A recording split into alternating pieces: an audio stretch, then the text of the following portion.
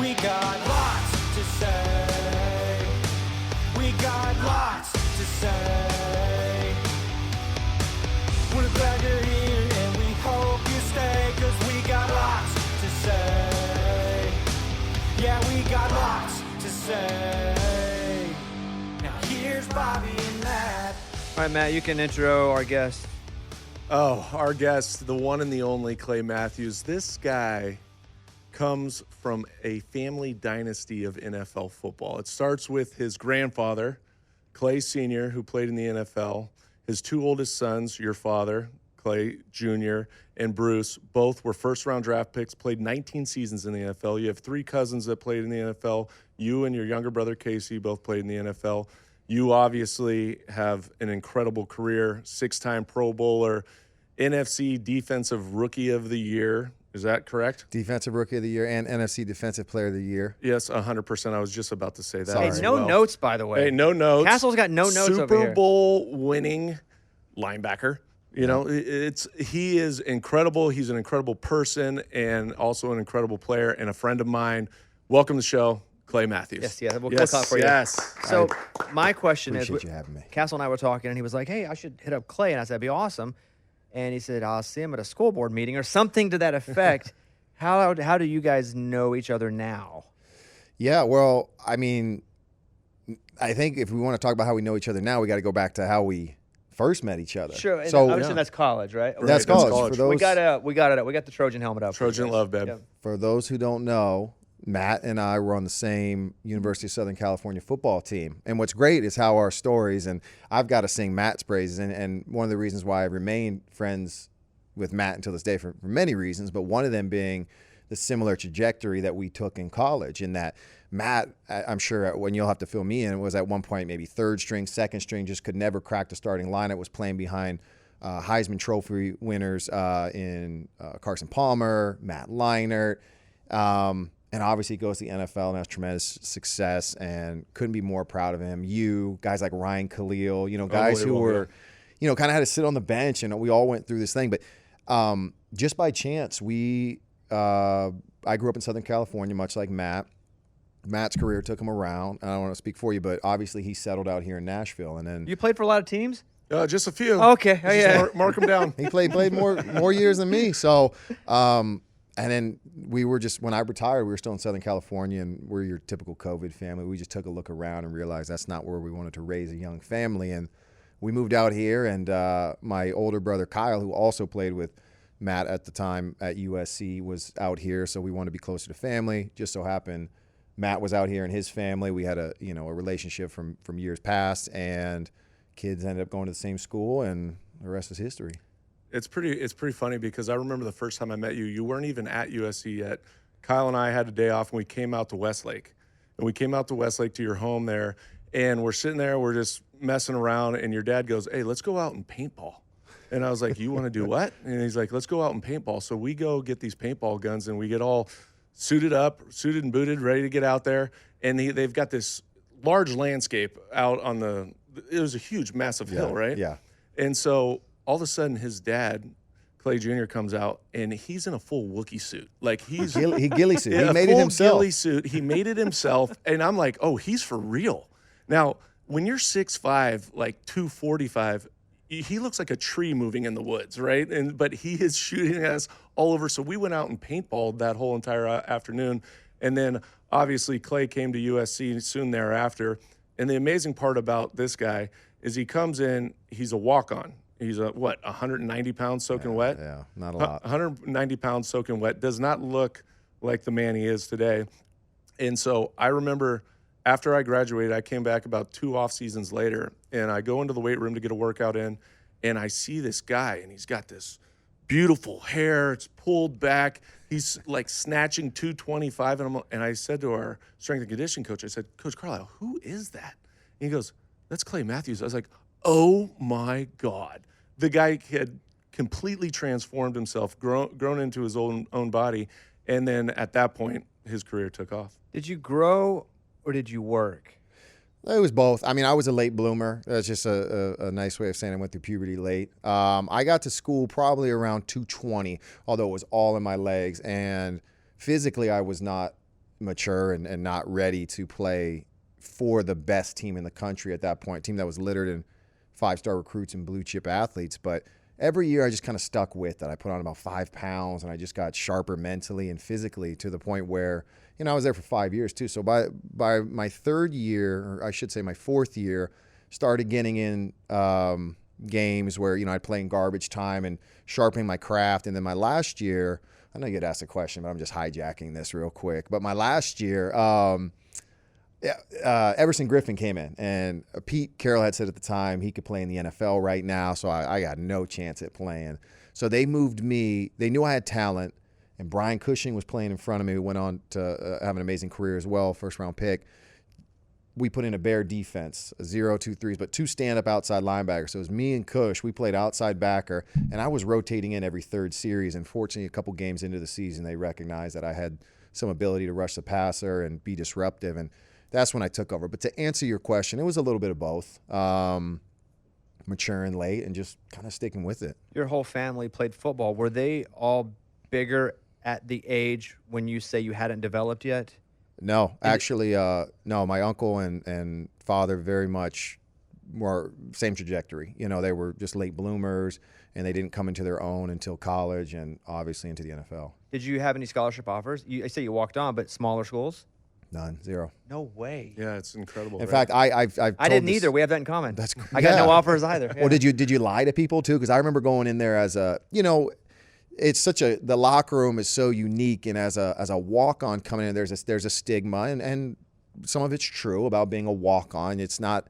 I hold it up now as a badge of honor, but at the time you don't want people to know. So I lied to people. I was like, well, I got Idaho, Arizona State. I picked the low-hanging fruit in the Pac-10 at the time. I think I said Arizona State, and Idaho, and I kind of slipped in the crowd right there, but I didn't have any. Growing up in the family that you did you have a normal childhood, or at what point did you realize that Matthews name holds a lot of weight, and did that put added pressure on you growing up? And how was that for you as a kid?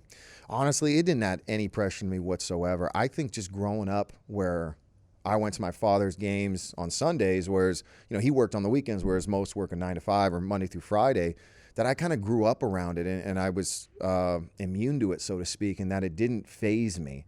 Now, when I got older in high school, what happened? Or are you going to play in the NFL? But I never looked past the day, the present, playing in the NFL, playing in college. I just kind of fell into it. I fell into being a walk-on. I got my ass kicked when I got there, and I wanted to quit, and I just kind of stuck with it. But as far as my childhood, my dad was not like, some of these golf dads you see, or some of these baseball dads you see nowadays that are just like, you're going to be great. He was just like, if it works out, it works out. He tried to get me in the Gold's gym out there in Agora. I was like, Dad, I don't want to do this, and it really took until my junior year in high school that I made a commitment to, bettering myself, getting bigger, faster, stronger, all that. But it had to come from within, and obviously I would assume for most boys, their greatest role model is their father. It was no different for me. So, watching him, I was like, well, shoot, I hope to one day play in the NFL, but I never, my childhood wasn't different from anyone else's. What if you'd have wanted to be an accountant and skateboard? He would have allowed me to. His biggest piece of advice was, it doesn't matter what you do, just be great at it. Just give it, max effort, and you'll be all right. And that's what I tell my kids now. It's like, you don't have to play in the NFL. You don't have to, but just be great at whatever it is you do. Give it your all, and you will be great when you do that. Yeah, so you get drafted to Green Bay. You're a first-round pick. You play really one season at USC, and you go in and you hit the ground running. They actually traded Brett Favre to get that pick and go up. Did you even realize that when that happened at the time, or are you just like, I can't believe I'm a first-round pick after 1 year of playing, and then you hit the ground running? Yeah, it was pretty wild. I remember, if we're going to relive my college experience, let's just fast forward to the 5th and final year, which is all that really matters. I didn't start for the first 3 games, and I played really well as a situational pass rusher. I had a few sacks, forced fumbles, fumble recoveries. I was playing really well, but once again, Everson was in front of me. And we had a loss on Thursday night to Oregon State, our only loss of the year. And fortunately, we went back in on Monday. We're getting ready to play Oregon. And Pete looked at me. He's like, hey, you're in the starting lineup. Don't let me down. And so that was kind of it. Now, I had spent 4.5 years on the bench, so I wasn't giving up my spot right then. So, I was like the new girl on campus. You know what I mean? Like, whereas a guy like Cush had, 5 years of tape, and for people to break him down and say, oh, what about this? He maybe have more miles, on the tread. And for me, I think there was curiosity. But at the end of the day, when it came down to a GM, they're going to want somebody who's proven. And so for me, I knew there was a possibility of going first round because of what I believed in myself. I just needed one person to believe in me. And fortunately, it was Green Bay. And like you mentioned, Matt, they gave up, I think, 2/3 and a second round pick, right, and that Favre trade they got. So, but to me, I'm still so naive and so green where I'm just like, all right, this is cool. I didn't even know where Wisconsin was on a map, Green Bay. And so for me, I wouldn't even say my head was spinning. I just didn't know what I was getting myself into. And I think that helped a lot in my immediate successes because it was just business as usual. I wasn't, flustered or the money, the fame, whatever that comes with it. It was just like, all right, this has been my life, for my entire childhood. The 1 year that you walk on and you redshirt, so 3 years you're playing special teams. You got a special teams player of the year those years. When did you get a scholarship, though? My third year, so that was I redshirted my first year. It was my redshirt sophomore year on the first day of training camp. So usually they wait until, for us, you were walk-on too, weren't you, or no? No, I earned a scholarship. Thank okay. you. Well, But speak for yourself. I'm sorry. Well, so normally what they do, and this is it's not even a dirty secret, but you have to have a GPA. Your team has to pass, some GPA, and athletes aren't always the brightest, and so I'm lumping myself and Matt in there. And so they usually wait for the walk-ons because the walk-ons usually get into school based on their merit, and they usually apply themselves in the classroom. But and so they wait until the last week of before training camp starts, and they usually have about 4 or 5 scholarships, and they give them to the guys who are in their last year. It's really moving. I love seeing when guys get scholarships nowadays, when they bring them in. They do a wholesale. It's so rewarding. And I remember when I got my scholarship, I was, I wasn't really emotional, but hearing my parents' joy when I called them just fired me up. And so now when I see that, like walk-ons, because like I said, there's a negative connotation that comes with it until you get through it. And a lot of those guys, they belong with the frats and they just want to party and they want to be a part of the football team. But there is a lot that goes into it and a lot that people don't see. The red shirts, I think, or black shirts as we called them, the scout team, just getting your head beat in. And so it meant a great deal. And I'm still proud that I was able to earn it that way. The 3 videos that make me emotional are, one, in order. At number 1, military, family, surprising. Yes. Those always get me. Absolutely. Super. Number 2, when they offer a player a scholarship, basketball or football, mostly it's like the team's gathered around, it's the end of a practice, and they're like, everybody gather around, then Chris, okay, so that's awesome. And number 3, my new one, is when players get called up to the majors. Oh, man. They'll bring them in the office, and they'll be like, Matt, you've been really playing consistent for us. We got 5 good innings out of you last week, and we need to have this tough talk. And he's like, Coach, am I going down? You're going to the bigs. Every time I get sad, it's like happy, sad tears. It's awesome. Yeah, I'd probably cried if I had seen that, though. That just means we're just getting more mature. Yeah. Talking about the walk-on in itself, and now that they've expanded the scholarships for the football programs, and they say that the walk-on is going to go away, do you think that is going to hurt college football a little bit? Because guys like you, and we've seen it throughout our career, guys that develop a little bit later. Baker Mayfield, J.J. Watt. 100%. These guys were walk-ons who, right, have gone on to do amazing things. Well, yeah, obviously having gone through it myself, those guys, you can laugh, but they're the cornerstone of some teams because those are the guys who give the looks during the week that we get to practice against. And you need those guys. There's a role for those guys. And not everyone's going to go on to be a first-round pick and have an amazing NFL career, but yeah, I don't think they'll ever go away, Matt. I know I've heard that because of, today's NIL, but which also leads to a separate conversation about, the reason why I got to where I'm at is because of the struggle that I had to deal with. And I don't mean in the sense of, my socioeconomic class and how I grew up, but just kind of what I had to overcome and scratch and claw for. And nowadays, when you're able to transfer and you're bidding yourself to the highest bidder, it's, I'm curious about the resiliency of these athletes moving forward when they get to the next level. It's got to be tough for the NFL when you're looking at guys who, are jumping around. Obviously, talent will supersede everything else, but at the end of the day, like when push comes to shove, it's the fourth quarter, it's a tied game. Like I want guys who are battle-hardened and tested. Who are some of the guys that, when you first came in the league, took you under their wing and you'd say had an impact in your career of showing you how to be a professional? Yeah, well, those are the guys who I still and I tell everybody this, a guy like you, I already mentioned Ryan Khalil, Sam Baker, Lendale White, as a matter of fact, he was always good to me because, like I said, not the NFL locker room, the collegiate locker room, the NFL locker room is it's a little more inclusive of, because you've all gone through, the collegiate ranks, you've all, made it, so to speak. But in college, it's very separating to your superstars, your mid-level guys, your tier threes like myself, and so those guys who had Lofa Tatupu, Matt Grudegood, guys who had success but looked out for me, Frosty Rucker, Mike Patterson, Sean Cody. Actually, I guess there was a great deal, and that helped because my brother had played with Matt and before me, so he had a few friends on the team that, hey, can look out for my brother. And I still got my head beat in, but I had guys in my corner, and everybody who I had mentioned, I still hold them in such high regard because, they didn't have to treat me any specific way. They could have just treated me like everybody else, but they were great to me, looked out for me, and, took care of me.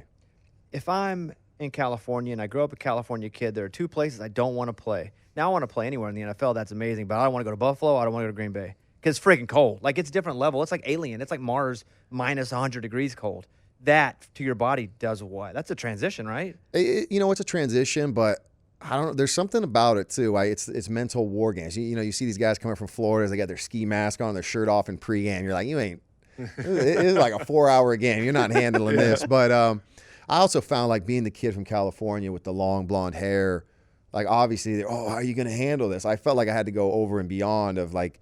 So I was the guy pouring water in my hair, icicles at the tip of my hair, but I loved it. And then naturally I played into my, my Nordic roots and everything. But no, Green Bay and now Buffalo with the success they've had. Yes, they are small market teams, but not even the market, the cold. Fans, I don't even care. It's just the cold. But you got to. It's both teams are playing in the cold. So at that point, you're in the same elements, whether it's your footing, your route running, passing the ball.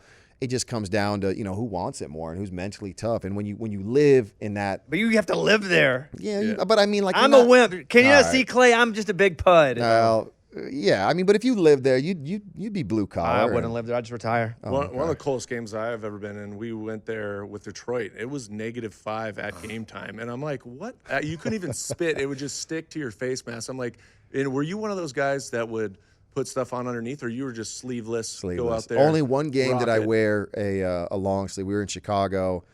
It was like 7 degrees. I had the flu that game. And you talk about Michael Jordan's flu game. I was trash that game. I was so bad, shaking on the sideline, and that was the only game I ever wore. But no, I mean, once you start playing, once you get to the sideline too, they give you the parkas and the beanies, and they wrap you up, and you got the heaters. It's not that bad. At a point, though, because I did a lot of hunting growing up. I'm from rural Arkansas, so we hunted a lot. But there was a point where none of that stuff mattered. Once you're already cold, you're just cold. Like, you're just cold. You can put all the stuff on. You're just cold. I'm a puss. I'm a puss. Well, all right. Well, but that's when the mental comes in. Yeah, I don't have that either. Okay. Yeah, well, you can develop that. There's still time. Yeah, I don't think we can send you off to the frozen tundra. Well, yeah, we should just start developing that mental toughness for you. Yeah. I got it in different ways, just not that way there. I'm curious whenever, let's say things started to work for you and you're constantly double teamed or you're constantly the target or you're always, Mike's on you all the time. Like, you are the center of what they have to pay attention to.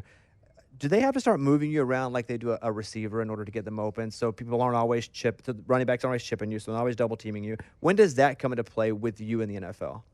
So my rookie year, I wasn't double teamed until week 17. We played the Arizona Cardinals, and I think we were actually going to play them the next week in the wild card round. And so Kurt Warner was the quarterback. They played him for like 7 plays. He sat out. We beat the brakes off. Matt Leinart was actually got some good hits on him, but we won like 42-20 or something. So we went in the next week thinking we're gonna kick their ass. And I was rushing pretty good that game. And I remember the next week we went out there, they started double teaming me and chipping me with the back. And I remember being so flustered because I had never been double teamed before. And I was like, you guys, stop, like you just, it's not fair, this and that. And that was my first time. And from that point on, I was double teamed. But the one thing you realize is like, there's no point bitching and complaining about it. It just comes down to like, you look at the greatest pass rushers, Myles Garrett, J.J. Watt, Jared Allen, guys of our generation as well. Like, that's not an excuse. The greatest players are expected to be double teamed, whether it's a receiver or a D, whatever it is, and they're expected to make the play. So your mentality has to continue to shift as you progress in the league. So that next year, 2010, was the year we won the Super Bowl. I ended up having another pretty good season, and I just had to continue to elevate my mental Are game you moving as well. around a lot though, so they That's what I was can't gonna say. find you, or at least it's harder to find you? Yeah, I felt like I could do it all. I felt like you could line me up over the center, guard, tackle, whatever it is, and I was able to have, some shake, strength, everything to allow myself to free myself up. Yes, because when you stay on the edge, sometimes it gets, they can find ways to work around you. You could run away, run to. There's ways to negate a pass rusher. But when you're playing off the ball backer, you're moving around in different gaps, running games with others, it's harder to locate that guy. But you have more opportunities to make plays. Wouldn't you say that was your biggest strength, though? That was your versatility, because every time we played you guys, if he lined up in the same position, we would thank our lucky stars because we knew where he was going to line up. But he would move to off the ball linebacker. He'd be, like he said, over our center and create some confusion there. And so you'd mess with the protection schemes, but you had that dynamic ability. I remember when we played you in Dallas, one of the hardest hits. I think I've told you this before. One of the hardest hits I've ever took. You lined up at the weak side linebacker. Our running back's supposed to get you, and I just see you blitz off, and I was like, okay, here he comes. I'm waiting. I'm dropping back in the peripheral. I can kind of feel you getting closer. I'm like, when is he going to get picked up? And you just buyout me, absolutely crush me in my ribs, knock the breath out of me, and I'm like, what just happened? My running back was supposed to, which is a mismatch anyway, right? Because it's a mismatch league, and I'm sitting there going, and my running back comes back and goes, oh, my bad, dude. I went out on the flare. I was like, he blitzed at the snap. Like, there was no question whether or not he was coming. He didn't bluff. He didn't do anything.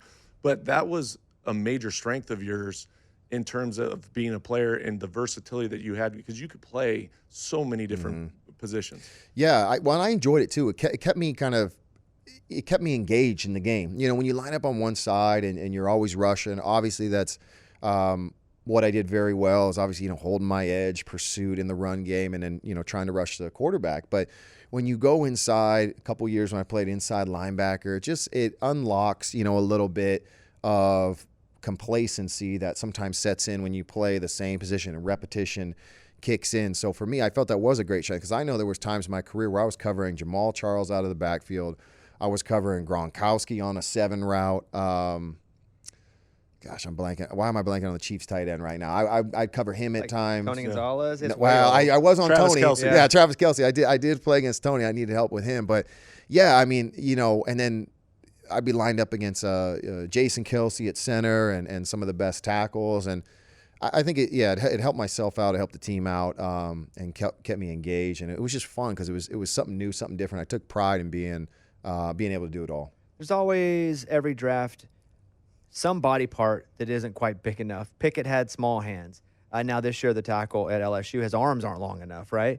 Yeah. And so I spent a few days talking about this. You ever have a short arm tackle where you're like, we got to go after this guy because he's got Tyrannosaurus Rex arms? Well, I know the long arm tackles are a problem. I remember Tyron Smith, just from SC, he gave me the most trouble. I think I got regular arms, but I'd lean in with a one arm. He'd slam it down. I'd go in with a bull rush. He'd grab me. I was like, I'll go line up over the right tackle. But no, there's you do enough film study, and your coach does a great breakdown of kind of what works. But for me, I always found that, there's always that feeling out process of going against a new tackle or a new lineman. And sometimes you can get after them right away with the real elite players. It takes some time, and you have your battles against them. But no, I don't. I mean, you can sit there and look at the measurables, but not to be cliche, but, if they got that dog in them, then it's like, all's fair. One of the cool things that I think we talked about over the years, you're a big UFC fan. Oh, yeah. And so you also implemented that into your training over the course of the years. Like, you'd go in, you'd grapple, you'd learn. Do you think that type of training really carried over into how you played the game? Well, I can't, especially like the hand battling and all that stuff. I mean, I'm going to say it didn't hurt. It's hard to say. It's just I definitely think it did. I mean, I think mentally more than anything, because I remember the first day I went there, they asked me to jump rope for 3 minutes, and my calf started locking up. Because, in football, you're exploding for 6, 9, 12 seconds, whatever it is, and then you get time to take some time off. But yeah, just kind of that, understanding your body, grappling, handwork, swiping, all that. I definitely think it helped in some regard, but I was always trying to find an edge in the off season. I'm sure much like yourself with whether it be boxing or cycling or something like that, just to kind of, as you get long in the tooth, is just figuring out new ways to take your game to the next level, or your conditioning in the off season for that matter. What about sparring? Did you spar while training? We had a boxing coach, and we'd spar every once in a while, but he wasn't allowed to throw headshots. We were allowed to throw at him, but then he'd catch you with like a liver or body shot, and he'd put you down. But did you ever think about trying UFC? No, or MMA? No. I like having a beer on the couch and yelling about how that guy sucks, and how I lost money on my bet. But Come on, you could be the next Brock Lesnar, bro. Brock Lesnar was Let's go to the gills, and I'm past my prime. I would actually love to see you in the octagon. Who's your favorite fighter right now? Because I know that you watch this religious. I do. You have broken off times where we were supposed to go out to dinner just because you're like, dude, I can't go out to dinner. Yeah, Saturday night. Yeah. Did you watch the card last week, 314? I watched a little bit of it. Yeah. I'm loving the fighting nerds right now. I Silva. really was hoping for Chandler. Chandler lives here. Yeah, I know he I was does. too. I know he does. I've had him. I love him. I was rooting for him. Patty just overtook So him. I've been watching Patty since he came in, and he almost had that. He should have lost to that decision. I don't know what his name is, but I feel like after that win, he started taking it seriously. And I've watched him, and I saw this matchup, and I didn't think it was gonna be close. I didn't see that happening.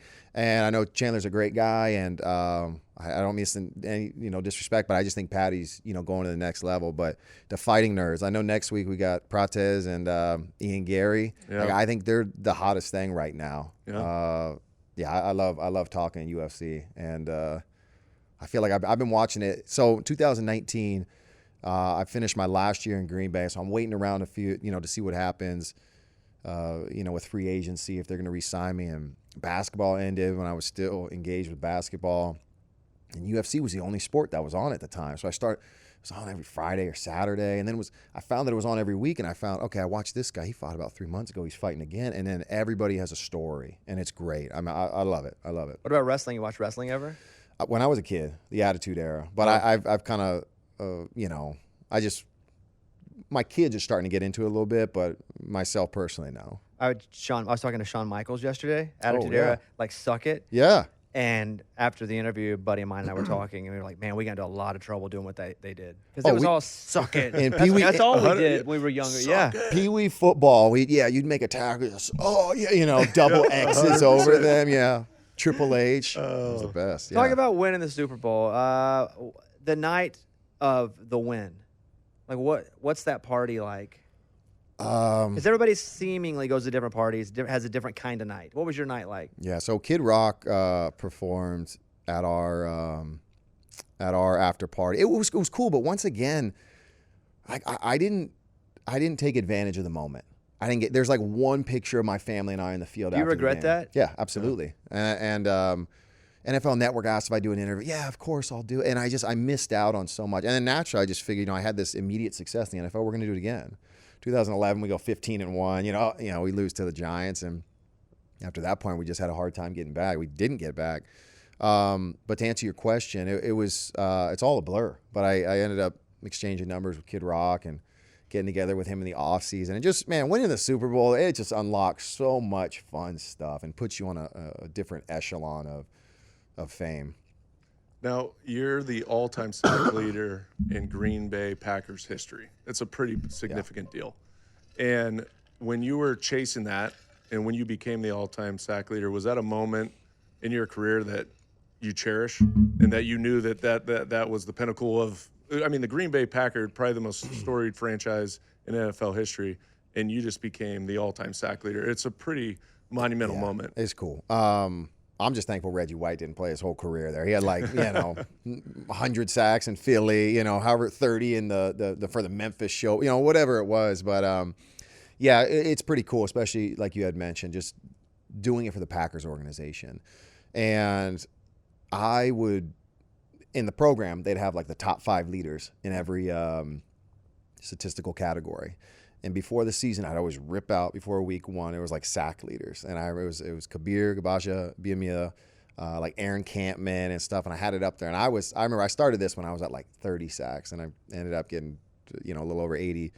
And I was chasing it. I was always chasing it, and I always had that in mind. And so I knew when I broke it, it was special, and it was just a reflection of, everything coming full circle. And like I said, just doing it for that organization was really meaningful. And then of course I think about all the sacks I missed and the ones where the quarterback got the ball off, or they threw the ball in the dirt and got a grounding call. So, but yeah, man, it was fun times playing ball. Haven't played ball your entire life, but also your dad and your grandpa. Like, that's a lot of football. Whenever you finally stopped playing, was there a time where you were trying to figure out who you were as a person because it had been so football for so long? I honestly think I've been fortunate to be in the position I am because growing up in that family, watching my dad separate himself from football, he immediately went into coaching and raising 5 kids. And so for me, it's been very much the same. I thought it was pretty telling. I signed a 2-year deal with the Rams. I thought I played very well in 2019. They released me after my first year. Seattle and Denver solicited offers, but I had just moved back to California where we're going to, we built this home and we're going to live there. And, off season rolled around, training camp, and I was eating fatty meats and beers in the back. And, the offers they were coming at me with weren't moving the needle. And I thought it was pretty telling. And I found myself becoming more and more involved with the kids, their school schedule, homework, helping take the pressure off my wife for what she's been sacrificing for so long. So I felt that pressure more than anything else. And so I knew I was done. Never like identity crisis where you're like, I don't know who I am. No. And I think, I've been so busy too, coaching them up, building a home, moving to Tennessee, new school that for me, obviously are there times that we think, hey, I still got it. Maybe I should have kept playing or I could still play today. But for me, I just found I just kind of slipped into dad life, and that's kept me busier and probably more stressed out than ever playing ball. So no identity crisis. I've had enough things on my plate to where I'm not sitting around with idle hands. What's the biggest part of the game that you miss? The locker room. It's cliche, but just that's why I enjoy getting together with you. It's like retelling these stories and just shooting the breeze.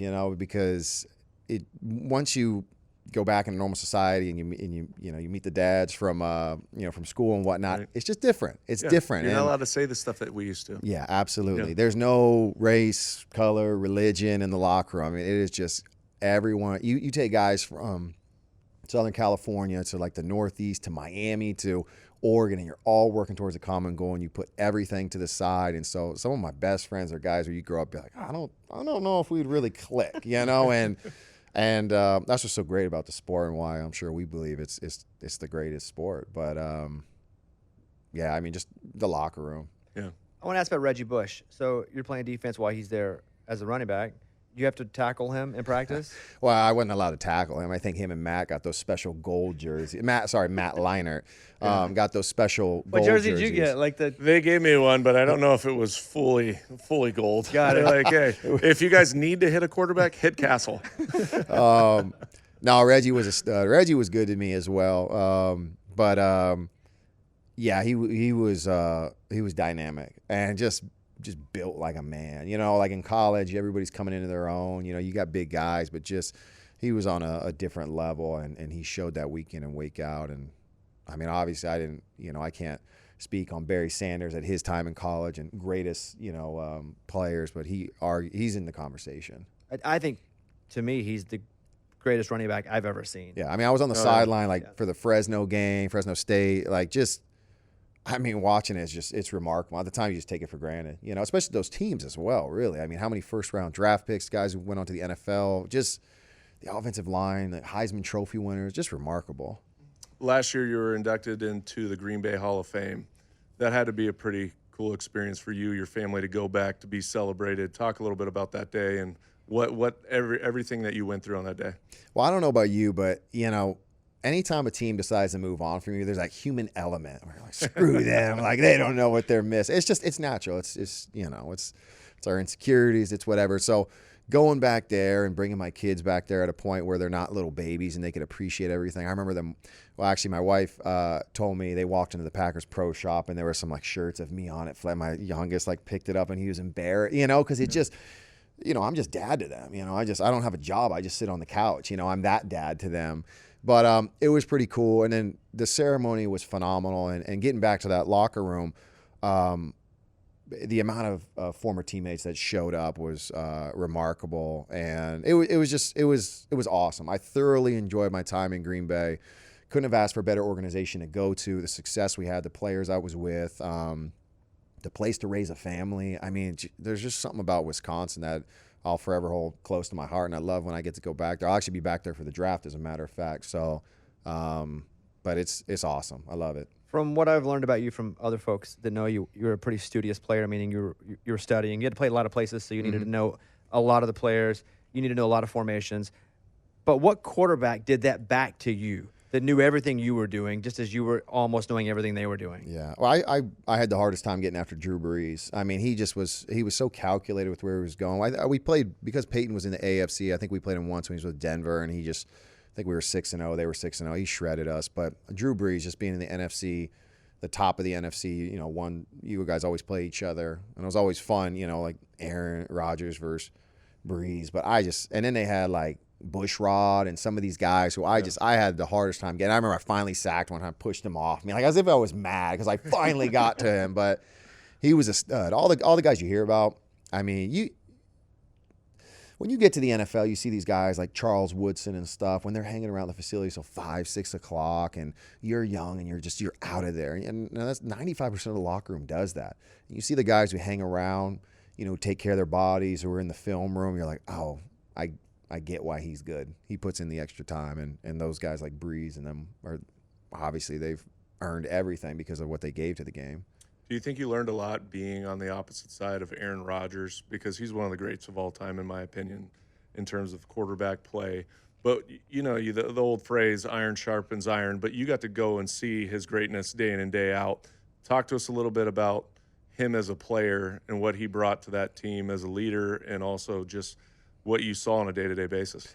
Yeah, well, first off, I don't think I might have jumped off sides once in my 11-year career because of going against Aaron every day in practice. Just the hard master counter practice all the of the time. hard So good. count. Yeah. So good. And then finally, towards the latter part of my career in Green Bay, he would go on 4. It was either, a silent, knee up, 1, 2, 3, and then it was 3. And man, the clock's already at 0 at that point, but just such a stud. I remember early in my career, maybe it was my rookie year, I had to carry the tight end on a seam and had my hand up in perfect position. He put it right through me. You kind of laugh. You laugh because obviously in a game it won't happen. Like, you're not going to play against a better quarterback who can put the ball right where it needs to be. And yeah, I mean, I love Aaron. I love everything about him. I love the mystique around him, and I'm so fortunate. I wouldn't have the success and the platform that I got if I wasn't, with him. We would have won the Super Bowl that year. So yeah, he's a stud. I love him, and I'm interested to see what happens next year with You think him. he's going to play? I don't know. I thought for sure he was going to sign with Pittsburgh, and then nothing's happening right now. I bet you he's in Costa Rica. They put him on the clock, though. They're like, hey, if you don't sign, we're going to probably go get Shadur. Yeah, they've but kind of had that little deal here. Maybe. If Aaron wants to play, and they'll take him. You can sit here and we're going to play. We're going to be a hard ass, but like, he's still got it. I watched him last year, and you actually look at his stats. I know the narrative of everything else that goes on around him, but I mean, he still got it. The Jets just looked a little. I mean, it was hard to watch him last year. The Jets, that is, but I still think he's got it. But at this point, like, I don't care. He's 40-something years old. He's done it all, 4-time MVP. If he wants to walk away or, do whatever it is that he wants to do, like, more power to him. That Achilles injury, though, seems to be the worst injury when it comes to coming back in a reasonable amount of time when it's a leg injury. Like ACL, hamstring, all of it sucks, right? That Achilles. And that's what he was dealing with, right? Cousins had it. Yep. It seems to take about a season and a half, even at a rapid rate. And I think that's part of the reason he started to play better the second half of last year, is because I think it takes a minute. You ever have an Achilles injury at all? Anything? No, I was fortunate. I got a significant labral tear that I need to get fixed. Got a little arthritis in my left knee. I had surgery on my right thumb, but I fortunately nothing too severe that put me on IR. So that's good news. I was actually, when you said that as far as Achilles, do you remember Adrian Peterson's year? Dude, he came back. Yes. Dude, we played him, obviously. hurt for a week. He's one of my favorite players ever playing.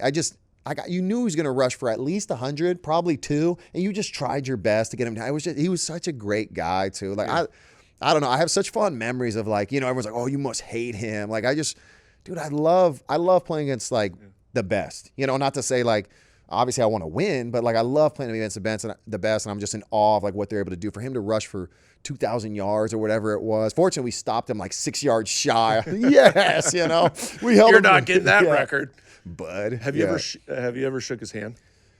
Yeah. It's the most amazing handshake I've ever had in my life. I can't remember. In terms of it just makes you feel like less of a man because it is such a strong grip. Like he comes in and put it here in the old vice.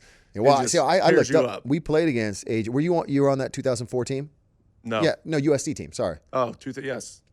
Adrian Peterson, when we played Adrian Peterson Yes. in the Orange Bowl. In the Orange Bowl. Yeah, running like a horse. And so And I have he was and a freshman too. He was a freshman. all white Jason uniforms White, yeah. too, Oh, with yeah. like just massive legs and probably no socks, just a freak of nature. Yeah. But anyways, I was a big fan of his. So I remember we were at the Pro Bowl one year. He like shakes my hand, and maybe I looked past how strong it was. But he's like, "Hey, can my son take a picture with you?" I was like, "What?" I was like, I felt so 100%. flattered. Yeah, but I love AP. He's a dog. What are you doing now? Do you still have any sort of competitive spirit in you where you have to feel that? I'll tell you what. So last year, my 5-year-old, my youngest, he was playing flag football. So I offered to coach, and I'm over here. I go home. I'm bitching and complaining. 5-year-olds, they don't follow. We won our first game like 33-31, and I just was so fired up. I told my wife, I was like, I get why people go back into coaching, because if you can't do it physically, but you have all this wealth of knowledge as you get older, and you just want to pass it on to somebody. You just want to give it to somebody because you have so much to give. And so I'm finding that I'm doing that with my children in sports, specifically my youngest in flag football. So we ran the table last year, and we're 4-0 this year. So I got play cards drawn up, laminated on game day. You're serious. Oh, yeah. The kids keep contain. I try and explain to them, like, don't give up contain. But I will say this, like, yeah, I'm one of those guys, but the kids all have a blast, and I make sure we have fun. I'm not one of those, sports dads where it's like, because we played a team my first year. They were blitzing every play. We're down like 40-0. I just bit my tongue. I'd be like, hey, nice sportsmanship. I'm over here like, hey, don't grab this guy's flag. Let him score. So I like to think I still got a heart in there. Now, does your son actually listen to you? Yeah, but the problem with my kids is they're so competitive. I see your kids at school, and they're just phenomenal. His kids are so nice and well-behaved. I think that's the ultimate compliment. Like so ultimate minders, like anybody's like he has the most well-mannered children. Matt does. Yeah. And he's the exact opposite. Like he spits on the floor. I don't know where they get it. But he's got one. Mama. He's got Mama, one baby. boy who's got a sparkle in his eye, and he always comes up to me He's and a talks Clay. to me. Yeah, he's a Clay. Clay. I named him after you, bud. Yeah. He's got a son named Clay, and he's like, I watch Pitch Perfect too. Like he's just I think I'm friends with more of the kids at the school than I am the parents there, just because they're at that great age. But yeah, my kid, I never listened to my father too. Like I always put up a wall. Like, what does he know? I was that type of kid, and they're so competitive though. If they can't get something right away, whether it's schoolwork, homework, gymnastics, dance, football, like they like melt down. I used to be the parent like, this kid's awful. He's so, but I'm like, no, it's because they care. It's because they care. I was the same way. So if you can focus that energy into a positive, then it'll take you to great places. But don't let it, you can't quit. You gotta, stick with it. So I'm always having those battles, like stop crying all the time, But listen, you got other kids who are out there just happy to be there, whereas my kids are like, no, we want to win 100-0. So I'm trying to navigate that parenting, that fatherly advice of like, let's win, but let's also have fun and let's be great, but let's not. It's okay to lose, but don't lose. It's a struggle. Parenting. Did you ever go to a sports psychologist? I never did. Because that's the thing. Even Matt and I were talking about this. Yeah. That is an option now. Yeah. I think mental health is a bigger deal now than it was when we were younger, just in general.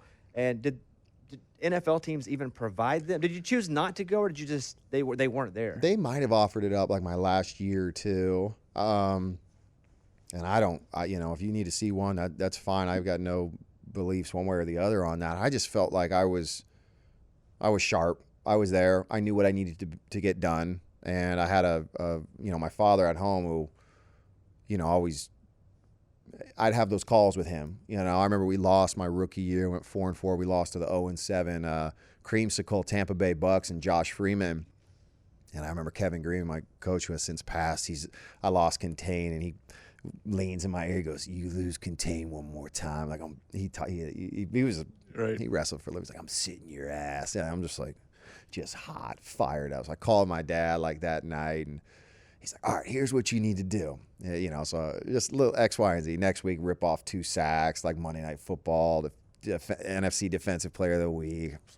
Like one of those, just like always trying to prove myself. But I went off on a tangent. I forget what the question was. No, but, it was just no, it like was- like going to a sports psychologist. Oh, yeah. No, I mean, feel like you had one in your family, though. I mean, if your family exactly. plays, yeah. Well, that's what I mean. I always had somebody to talk to, and like I grew up around it. So to me, like nothing was new. You knew the pitfalls, you knew the traps, you knew what was expected, you knew what you had to do in the off season. Like I knew to stay away from drugs, alcohol, partying. Like I was very straight edge, and I was focused because my definition of success was when you went to a stadium and everyone was wearing your jersey, cheering your name, doing your sack celebration, and when you went to the opponents and they were booing you, and that's what was fun to me, the accolades that came along with it, and that meant you had to work hard and kind of stay straight. But I think it worked out.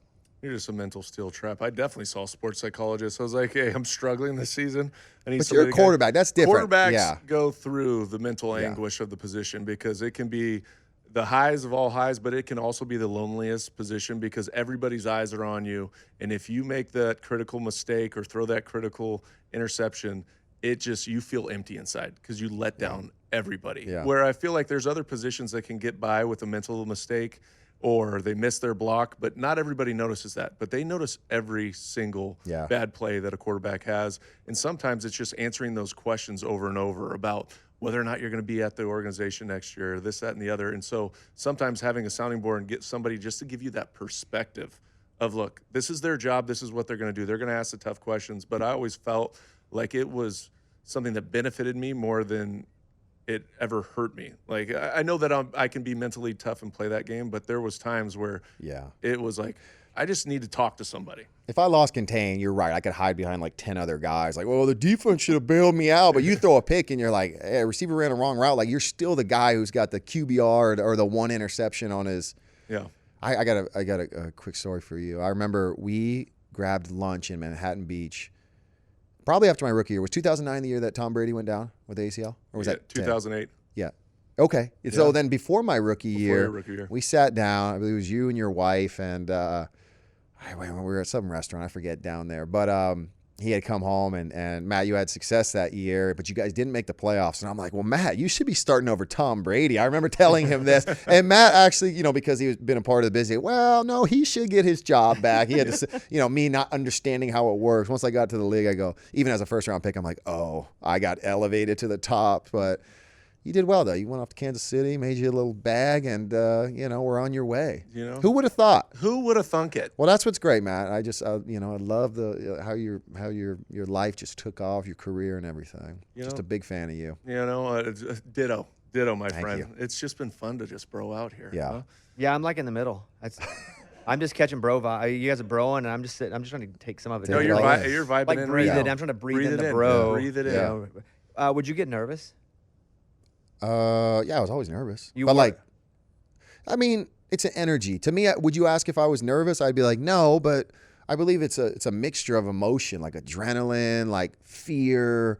There's so much into it. So I'm sure there's some nerves. I'm gonna say there's nerves instead of being nervous, because I knew what to do. I put in the work. I was only nervous if I didn't. If I cheated myself in film study or whatnot. And but for the most part, you go in there and you did everything you can. You guys just leave it out there. There was times where I literally wasn't on the stat column, and had my best week of preparation, and the media and the fans are coming down on you. And there was a time I remember calling my dad one time before a game. It was like week 16. We're going to Tampa Bay. I had a torn bicep. I was coming off an adductor strain.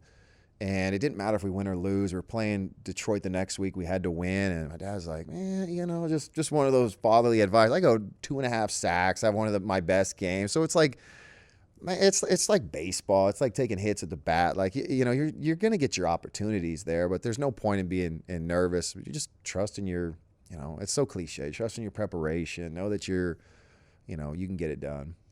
You were with Green Bay, obviously, your entire career until the tail end, right? And you go to the Rams. What was that like for you? Because when you're with one organization for so long, and now it's a brand new locker room, what was it like going in and having You talk about nerves. Yeah. Like there's something to be said about that, walking into a new locker room and having to reestablish yourself, even though you. No, you're right. Yeah, I thought it was great. I felt this new energy, this new like, oh, I could play another 5-6 years. So I went there. Obviously, going back to LA, warmer weather. The team's just coming off a Super Bowl.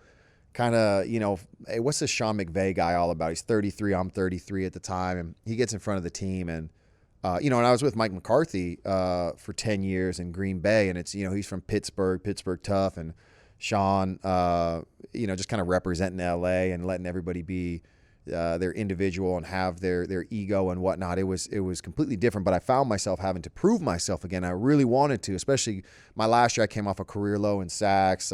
We changed defensive coordinators. I'm like, I know I could still play. And going there was so much fun. We didn't make the playoffs and underachieved, but I thought I did really well. And I'm like, man, next year we're going to be in SoFi. I get a call like prime COVID, like March, like, hey, man, we're moving in a different. I was like, what? Like, I was like, what do you mean? I should be asking for a raise. But that's how the Rams just they're always moving pieces around. But yeah, I felt like I had to prove myself again. It was fun though. And it was really, Aaron Donald, playing with Aaron Donald. I hadn't played with a guy like, even somebody like Julius. He was, like he'd get double teamed and whatnot. And Charles Woodson played on the back end. But man, I went back to being a rookie again. I was singled the whole time. I had a lot of, wins and pass rush, got my sacks up again. I go, oh, this is what it's like. But it was fun. I had a good time there. And, we all wish it could have lasted longer. But, yeah, it was fun. I had a good time there. I got to know Donald Driver a little bit from Dancing with the Stars.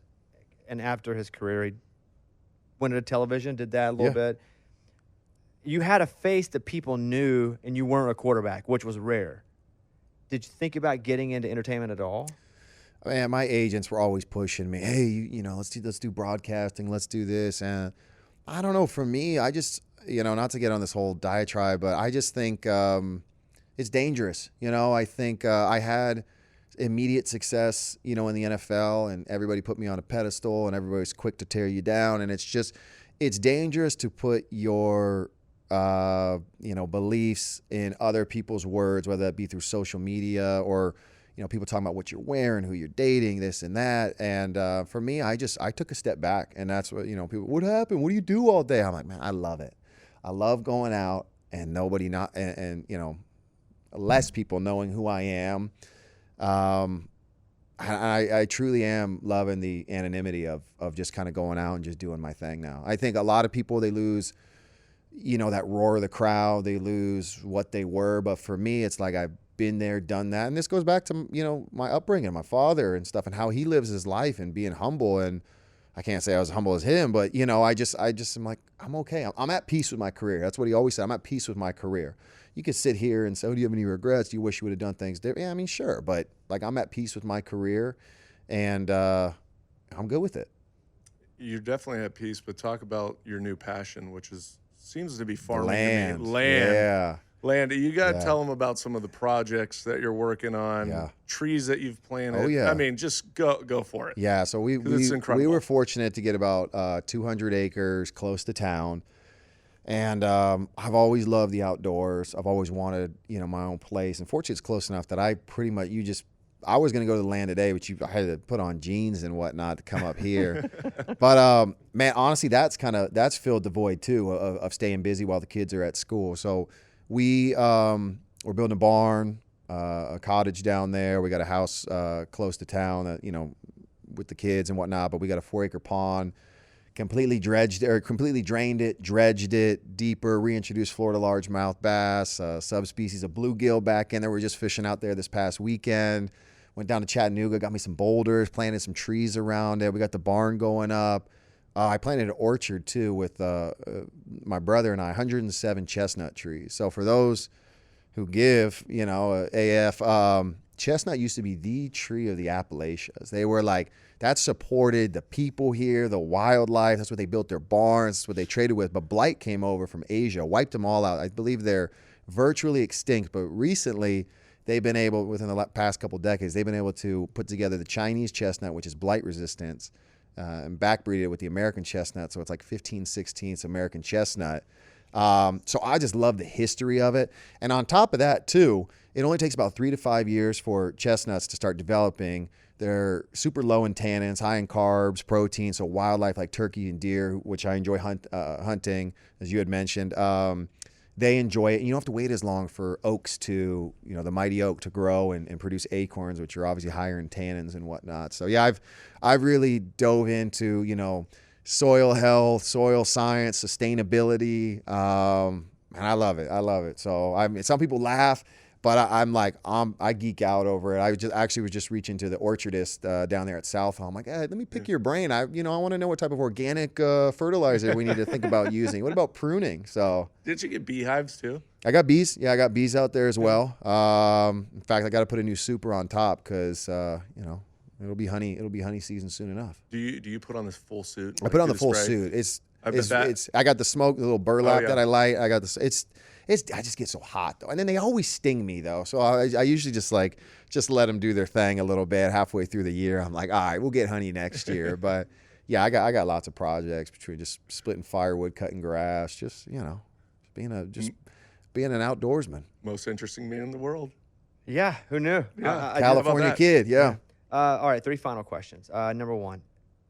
Anybody grab the hair purposefully? And you're like, dude, chill out. No, not purposefully. If I kept it slicked back and greased up and wet, like I could have it behind my shoulders, but sometimes it'd hang right here in the front, and usually with tight ends, when you're fighting with them, it would get ripped out. I remember I'd go back, I'd always see like one of those expensive hair salon, whatever, and I'd come back after, because I wouldn't get my hair cut in Green Bay, and they're like, oh man, the hair's kind of beat up a little bit. They'd have to do some TLC on it, but no, not that I know. But I've grabbed dreads before in the game. I remember somebody for the Lions. I forget who it was. I even apologized. I'm sorry, man. But just ripped it right out of he stiff armed me, so I grabbed his dreads and pulled him down. I'm like, it is what it is. Part of the uniform. Yeah.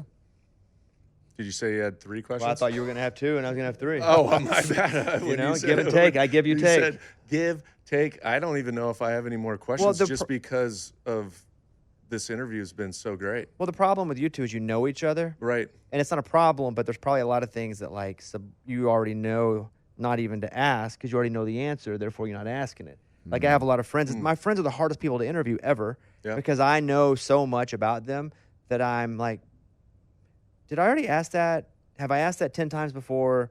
Do I even need to ask that? I know what I shouldn't ask. Like that happens with friends. Yeah. That's a weird one. I'm surprised though. But when you did your whole orchard thing, like that's it. Because I need to play like pickleball. I need to beat people up. I need to find stuff, some competitive edge. But that's yours now. Like you're trying to grow the greatest farmland in the history of Earth. Yeah. No, I love it. My uncle had about 50 acres outside of Houston growing up, and we go out there for Easter. And I always asked to operate the chainsaw and the tractor, starting fires. I'd make Molotov cocktails with diesel, throw them in there. Just like, ticks, fire ants, all that stuff. And so when I got my own, I just kind of naturally took to it. And I started acquiring, implements and machinery. And we're getting close to finishing our barn. And we'll have a hangout with the kids. Because the kids get there for like 2 hours. They walk up and down the creek. They go fishing. But I could stay there all day, and it's like right in the heart of town, so you could take your side-by-side down to the market down there, Country boy. Get you some cold ones. How'd you do on your SAT or ACT, whichever one you took? Not very good. Really? Yeah. I was always a try-hard guy. White guy, try hard, walk on. Yeah. High motor. Yeah. Technician. Yeah, of course. No, so my brother, Kyle my older brother never applied himself. He's done very well in life. He's done commercial real estate here in Nashville, but all over as well. And he never applied himself. And he'll be the first one to admit this. And I think he scored, I'm making this up, let's say it was a 1600 SAT, maybe like in the 1500s, just kind of like, I remember my dad was disappointed at him. He's like, I'm disappointed because all these years you told me you were stupid or dumb and like, you just didn't apply yourself. Whereas me, like I tried my hardest. If I got above 1,000, I was like, yes, like just hit the threshold. But no, I was actually just telling somebody the other day why I did well at USC is because if you're an athlete and you sit in the front row and you try, they always give you the benefit of the doubt. I remember being in Spanish class, Spanish 4, like couldn't speak a lick of English, reading Caperucita in Manhattan, Little Red Riding Hood in Manhattan, writing up essays. You just sit in the front and try. Just try. That's all you Isn't need that to kind of do. a metaphor for life, though? Like, if you sit Yeah, up front absolutely. and try, like, that's 90% of it. If you show up on time, you sit up in the front and you try, that's 90% of success. But it also in life. helps that the narrative around athletes is like, you're an idiot, which I'm leaning into. So if you really go in the front row and try, you're just like, I need your help. I got and this. I'm here to help you. So let's just bump that C- up to a. Have your kids ever seen you in Pitch Perfect? I think my wife showed my youngest the scene. I think he got embarrassed again, but no, I don't think they've seen it. Oh, we in my car on the ride to school on Fridays, we do Pitch Perfect Fridays, and all we do is listen. We listen to the full album, and the kids love it. And they found you in the Pitch Perfect, and we watch the clip over and over, and they think it's the funniest thing they've ever seen. This is what I was saying. His son came up to me at school, and he's like, "I watched you in Pitch Perfect too." For those that don't know, I had a cameo in Pitch Perfect too, where the Packers, we had a group of me and some offensive linemen. We'd had a riff off. Yes. Ended up losing. But nonetheless, I find more fans now who are fans of mine because of Pitch Perfect and my limited Hollywood career.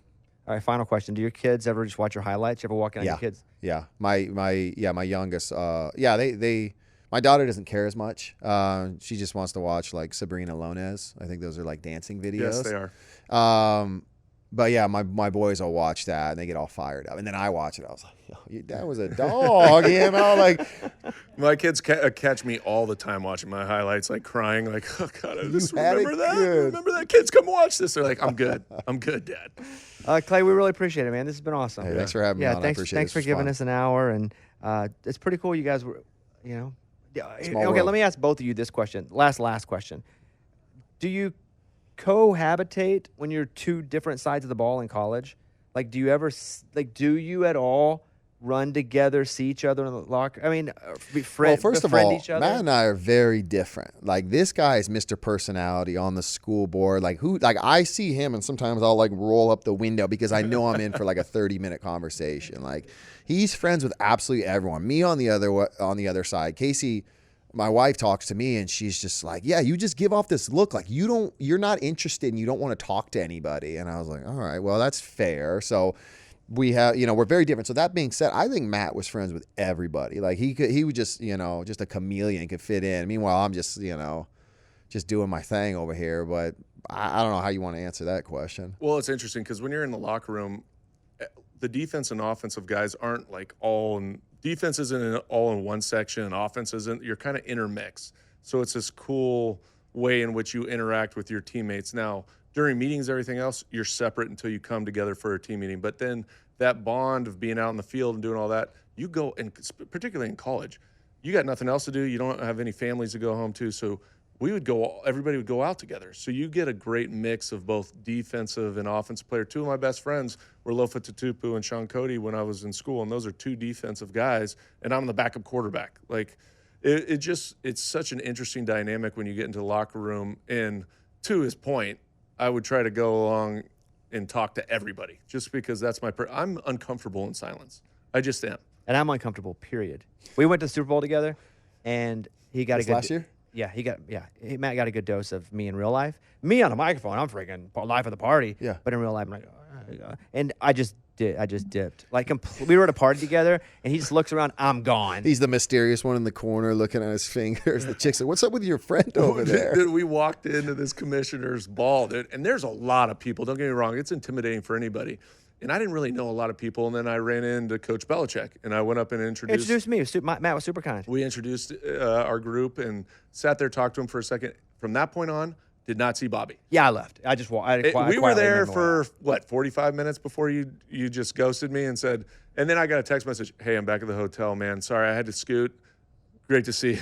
Yeah, not that comfortable with people. I've got a similar story to yours. So our first year, we had a school function. Stars and Guitars. And I dress in like a three-piece. I haven't had a suit on in like years, so we just didn't have to dress up for football or at least in a suit. And so I'm taking the escalator. First of all, parking was a nightmare. It's in downtown Nashville.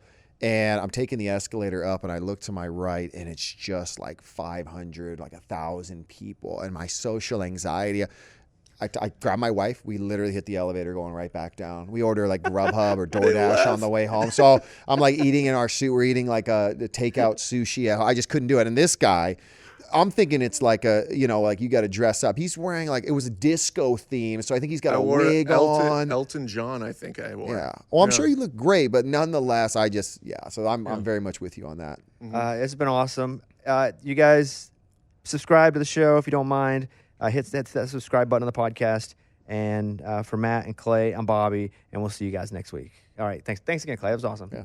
All right, Bobby, right now we're going to do the blind rankings of 90s country stars, 1 through 5. All right. Go ahead. Okay. The Dixie Chicks.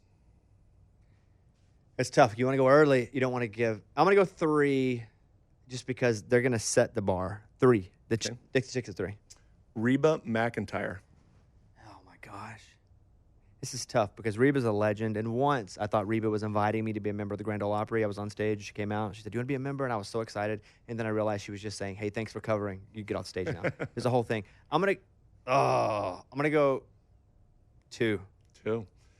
Garth Brooks. 1. Brooks and Dunn. Oh, they're going to kill me. These are my friends. They're going to kill me. Because they're my friends, I'm going to put them at 5 because just because you can explain I can. yourself yes, later. I can. Yeah. Yes. And then who do I have it for then? Joe Diffie. Okay, yeah. Rest in peace, Joe Diffie. I'm happy that he's at 4 there. Oh, man, that Brooks and Dunn are going to kill me. Okay, there we go. Hey, this is Lots to Say. I'm Bobby Bones with former NFL quarterback Matt Cassel. We're going to do something fun here, Matt. I want you to blind rank your USC 2004 teammates. One of them being our guest this week, Clay Matthews. Clay Matthews, okay. So I will give you a player, 1, 2, 3, 4, and 5. You have to insert them into a spot before you know who else is coming up. Perfect. Matt Leinart, 2. Reggie Bush, Number 1. wide receiver Dwayne Jarrett, 4. center Ryan Khalil. 3. Our guest this week, linebacker Clay Matthews. Clay Matthews, number 5. Number I love 5. you, buddy. Number 5. All right, that's funny. This has been another episode of Lots to Say. Thank you for listening to the podcast. Thanks for coming on, and subscribe wherever you get your podcast. And if you don't mind, give us a little rating as well, and we'll talk to you guys again next week.